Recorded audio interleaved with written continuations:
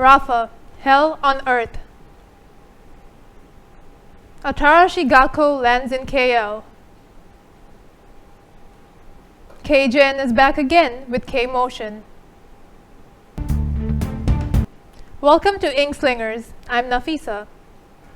And I'm Naja. We start with a tragic development in the ongoing Israel-Palestine conflict. Buzzing drones and nearby explosions weigh the air down in Rafah, the last safe zone for displaced Palestinian civilians. A massacre in the din of the night on the 26th of May at a refugee camp in Rafah sent shockwaves across the world.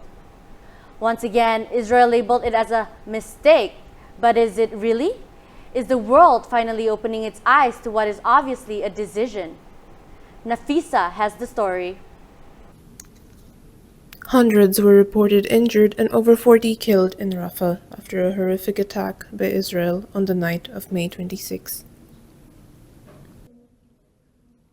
The world had simply watched on again as displaced Palestinians were forced to dig through smoldering remains with their bare hands to look for bodies or injured people, or in some cases, scraps of food they could salvage to keep their families surviving a bit longer.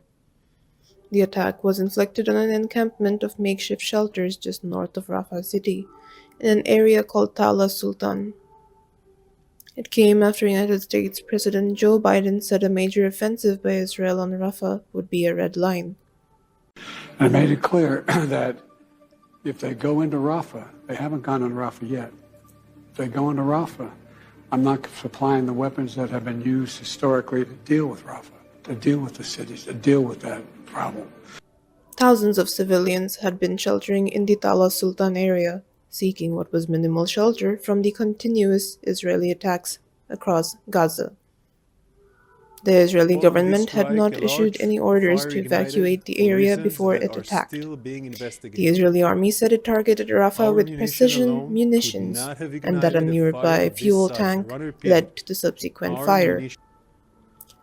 Horrific videos emerged of the aftermath. The most notable was of a man holding up the corpse of a young child without a head. And once again, Israel labeled this attack a mistake, one of the myriad mistakes they had been reportedly making since the commencement of the deadly bombings flattening Gaza since October of last year. It is apparent to the world as it watches, Israel's new terrible trend of tragic mistakes, with April bringing the ruthless bombing of aid workers in their clearly labeled aid car, and May procuring horrific images of human body parts blown to smithereens at a refugee camp. Mistakes that feel unforgivable to the eyes that watch on. How long will Israel's mistakes repeat? How many times must a mistake repeat until it cannot be considered as one anymore? This is Nafisa Labib for the InksSlingers TV. Back to you, Nadja. On to lighter news, indie J-pop group Atarashi Gakko landed in Kuala Lumpur for their first ever concert here in Malaysia. Die-hard fans have been waiting since forever for them to make an eventual stop here, and this time around on their first ever solo world tour. The four ladies are here. Kenji is live at Zap KL for this momentous event. The atmosphere here at Zap KL is absolutely electric as both fangirls and fanboys are in for a treat. A concert that is surely to not disappoint. I'll be heading in now because I hear Tokyo calling my name. See you guys after the show. The concert kicked off with a spectacular performance of their song Torianse, instantly captivating the audience. The group's charismatic stage presence and dynamic personalities, especially from Suzuka, kept the energy high throughout the night. Amongst all of their songs, the best was Tokyo Calling and Wu Go, as it got the audiences really hyped up. People were dancing and jumping to the beat. Let's see what some of our concert goers have to say. There was so much happening, they were so smiling and happy.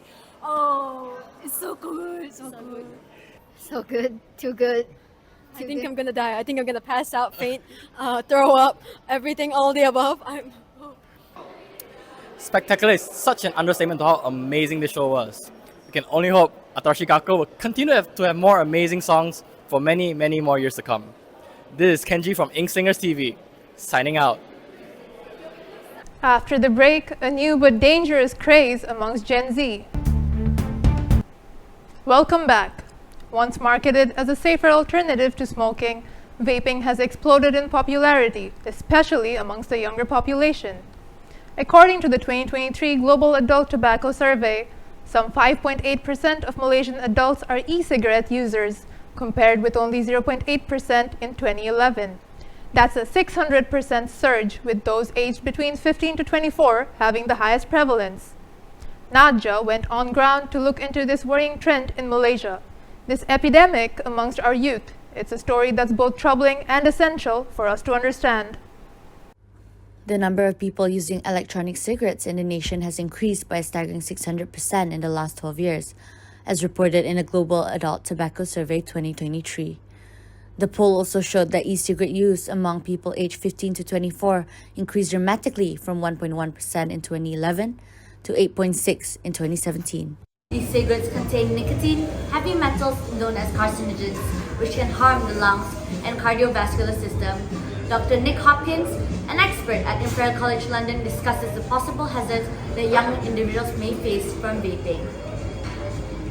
For children, there's evidence that the vapor can cause some inflammatory changes in the lung, and that may interfere with the way that the lungs grow so they don't reach their full potential. And it may also set up problems in the lung that make people more vulnerable to getting lung disease in later life. And obviously, if somebody starts smoking when they're young and then carries on for a long time, over 10, 20, 30 years, it's likely that that will have some cumulative impact. Vaping is extremely addictive and dangerous, as these young adults have shown through their stories. I used to vape a lot because previously I was smoking cigarettes and then I changed into vaping, because I thought it was harmless in the first place, and so me and my friends we used to vape a lot until one day I got sent to the hospital because I have trouble of breathing. So it was a real wake-up call to me, so I guess it's a bad thing to do. So my advice for people out there that are still vaping, please stop. It's not good for your health.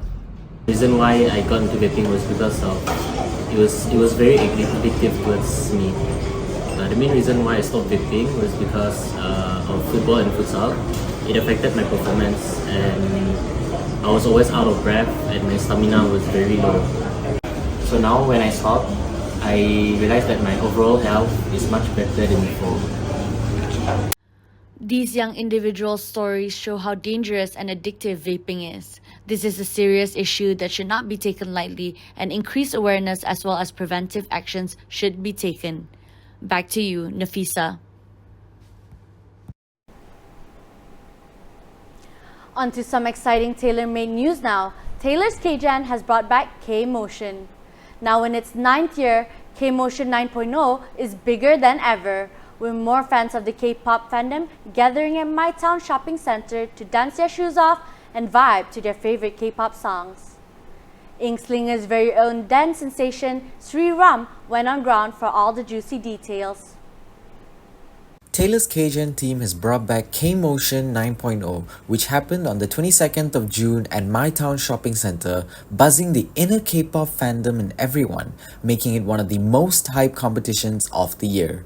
Let us hear some of the sentiments shared by the organizing committee of Taylor's K-Gen. Hi, I'm Jeff. I am 20 this year. I'm taking Bachelor of Mass Communication in PR and Event Management, and in K-Generation, I'm the president of K-Generation 2024.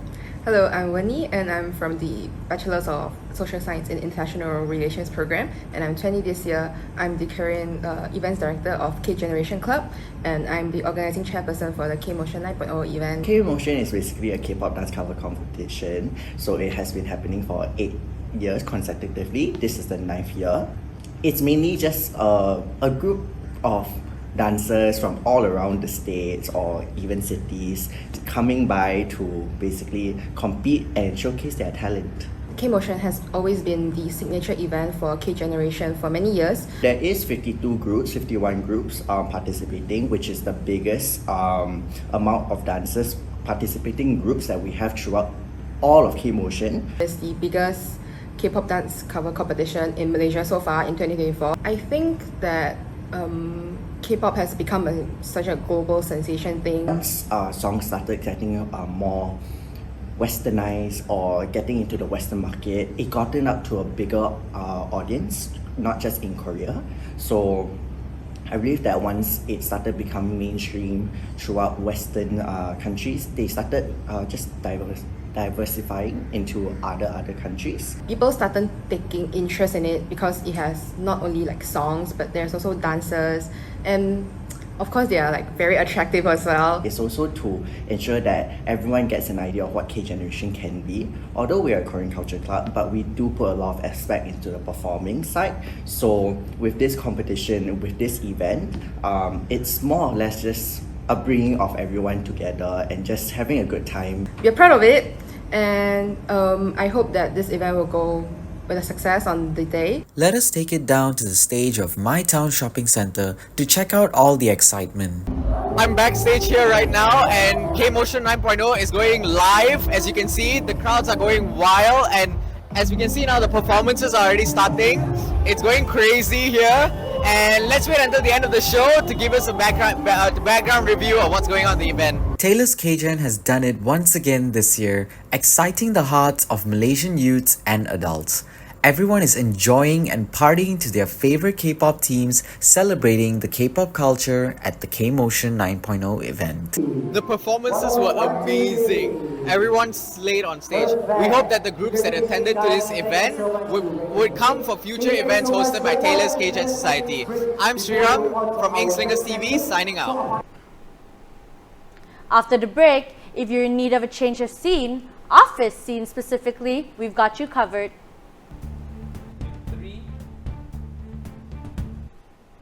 Welcome back. Co-working, once just a fad, it quickly gained popularity, especially among startups with tight budgets. The rise of co-working spaces mushrooming across major cities was also peppered with news of overexpansion and, in some cases, bankruptcy.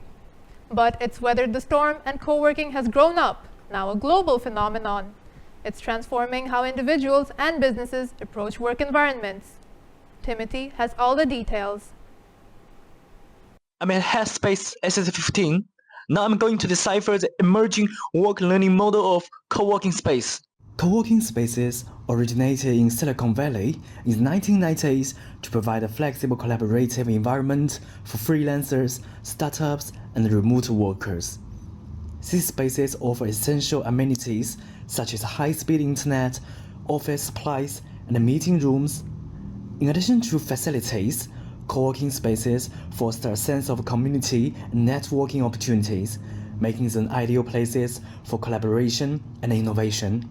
Today, due to the low price, comfortable environment, and the versatility, co-working space is becoming a great place for students to study and discuss in group. Headspace offers a variety of benefits for students. For example, really fast Wi-Fi, quiet studies area, and even a meeting room for if you want for discussions and basically project lah. You can talk as loud as you want in there. Some more, we have a lot of coffee. We can even have free ice cream for you to have while you're studying over here. And we also Headspace is actually very affordable. Just for 20 ringgit, you can come here and use it for the whole day. So if you come at 10 a.m., you can use it until 7 p.m. That's 9 hours of basically free time. For me personally, I am taking a degree in an online university, so I don't really have a campus, and I don't really have a school library to go to, so my choices are to study at my home, or I can study in a co-working space. And for me, I personally prefer working in a co-working space because first off, like, my house and my room has quite a bit of distractions, and it's hard for me to really focus in my room. And also, I think of my room as sort of like a place to rest and to play instead of a place to really study and work. So it's hard for me to really get into the flow of things. And yeah, personally, I feel quite a bit more comfortable working in a co-working space compared to working in my room. So yeah. The charm of a co-working space lies in the comfortable environment, complete and high-quality equipment, and a good working and learning atmosphere. If you are always trying to find a delicate balance between study and life, then co-working space should be your first choice. And that's all the time we have for this edition of InksLingers. I'm Nafisa. And I'm Naja. Thanks for watching and see you next time.